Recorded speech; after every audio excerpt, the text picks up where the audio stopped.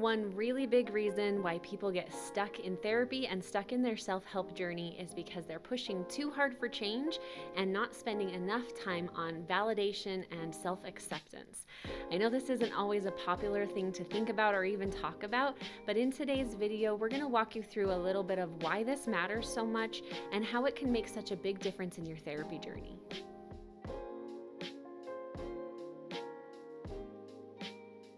Any stories shared in this podcast have had names and details changed for the confidentiality of clients. Any resemblance to someone real is coincidental. Hello everybody, thank you for joining us for another video. Today we are going to talk about why therapy doesn't work if you don't feel validated. Validating, being validated, all those words. Another big buzzword right now, I think. Like, we all hear people saying things like, I felt invalidated, or that was invalidating, or that kind of thing. But I often wonder if, we really know what being validated even means. So how would you guys define validation or being validated? I know you're throwing that one to me on purpose.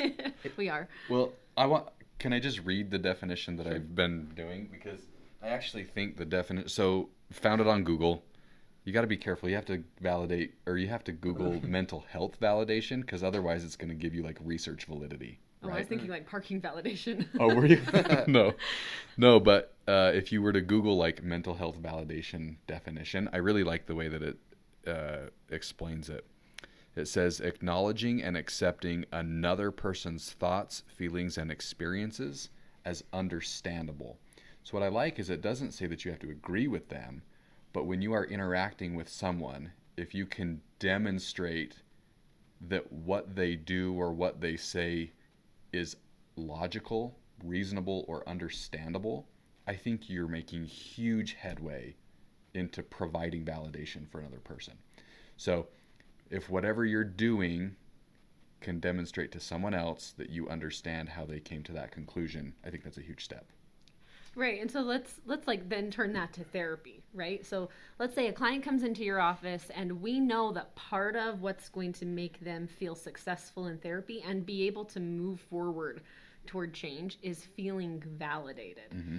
That means that in session, I'm trying to put myself in my client's shoes and see things from their point of view. How did this make sense to them at the time? And then I'm trying to communicate back to them. I see this from your point of view. This makes sense to me. Your reaction makes sense to me because I'm seeing it from your own lens. Yeah. I always think people struggle to validate others because they think you have to. That means I agree with what you're saying. And that's really unhelpful if you're trying to be validating to people. And it's an important skill as a therapist because we don't always agree with what the client is saying. But you have to be able to understand how the client gets there. So if your therapist isn't doing that, you can see why you'd run into some walls and progressing. Right. So here's an example. So somebody comes in and says that they keyed their ex's car, right? It's my job to be validating. Sure. How am I going to validate that? Because can I say that I think that that was really good and helpful behavior? No. Even if I know all of the things about their spouse, I can't say that was good and helpful and healthy behavior. So what can I do in this situation? Well, I can try to take it from their perspective and at least see their emotions. They were angry. They were sad. They were hurt. They thought that it might help to get revenge. Those are things that I can validate. So I can validate somebody's emotional experience and even thoughts without validating actual behavior. And I think people get confused about this a lot. They think if I'm going to validate somebody's experience when they just went and keyed their ex's car, that means I'm going to say, oh, I think that was a good idea. Sure.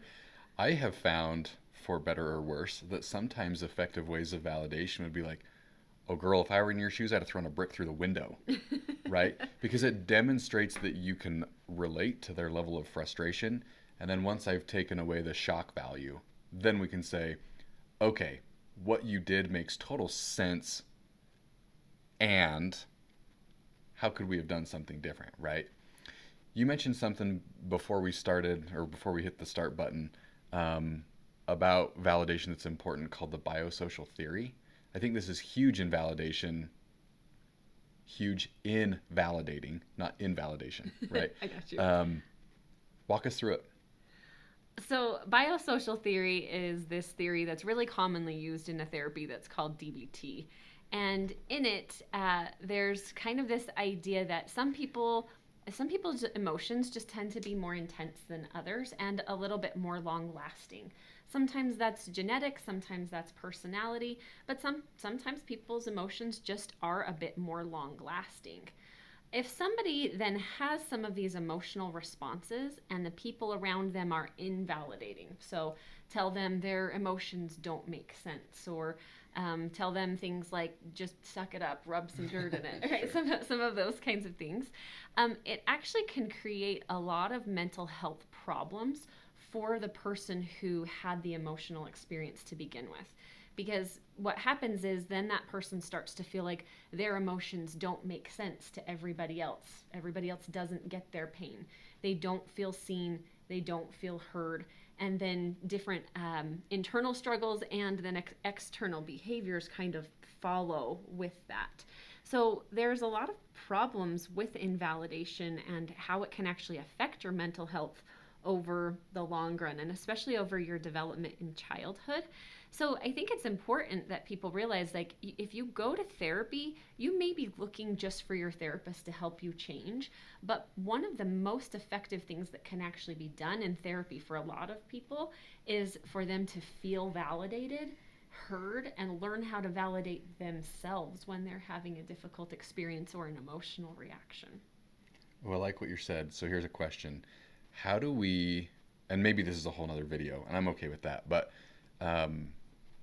self-validation. How do we validate ourselves? What would that look like in a therapy setting? Such a good question. It's a share question. That's a share question. Self-validation in a therapy setting, before I ever encourage someone else to do self-validation, I'm doing it for them. For sure. Right? So I'm modeling for them what validation looks like. I'm using things like just some reflective type statements, and I'm trying to put myself in their shoes, and I'm trying to put things in the larger context of their life. Like, oh, this makes sense given that you've already been through these kinds of things. Self-validation is learning how to hold that kind of space for yourself so that when you get upset, you don't say to yourself, oh, I'm such an idiot. I can't believe I'm responding like this. Like, everybody's thinking I'm so dramatic, and I'm so dramatic. That's invalidation. If you were going to validate yourself, you would hold space for yourself that says things like, oh man, it makes sense that we're so upset about this. Yeah, it makes sense that we had such a hard time today. Oh yeah, given everything that we've been through, like this really does make a lot of sense. What can I do for myself right now that I'm so angry or so sad? What do I need? Some of those kinds of things are how you hold space for your own self-validation. I also think it's important, like, I try to teach my clients that a lot of self-validation is just even beginning to understand how your like emotions and feelings work, and that you don't have a whole lot of say in what shows up, right? Things happen and we feel things. So your feelings are pretty much always valid. They always happen and you experience them, right? People can't argue that away. That's why things like you shouldn't feel that way or you can't feel that way are really invalidating statements. While also helping people understand that, like, yes, while that might, like, all your feelings are always valid, your actions are not always valid. I think that's huge. And that gets to be part of the therapeutic process, is separating the two. And I really liked your idea of modeling it. I felt like this is something that I had to do yesterday. And it's really hard to hold space for ourselves when we have committed a blunder, right?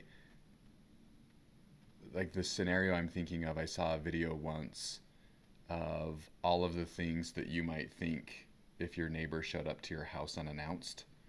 My house is dirty, a terrible mom or a terrible dad, whatever the case may be. And then in this video, she pulled out a picture of a younger version of the lady she was interviewing and says, okay, now say that to this person.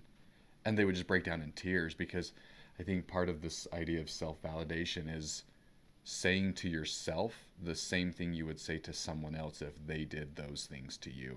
I would never come to Jaden's house and be like, dude, your house is a mess. do you like actually live in this? Right? But I would say that to me. You couldn't. My wife keeps it so clean. But it takes practice to do the self-validation piece. So make sure that, I guess we're not speaking only to therapists, but make sure as a client, if you are doing therapy, it's important that you can experience those feelings of validation with your therapist, because it's a huge component in recovery. Right, and I would say if you don't feel validated by your therapist, you don't feel like they get you, you feel like they're pushing too hard to make changes for you, but you don't even feel like they understand your point of view, you need to say that to them. Yeah. Right, that just needs to be said out loud. Hey, look, I don't think you're getting it. Or when you say things like that, I just think you don't understand what this has been like for me.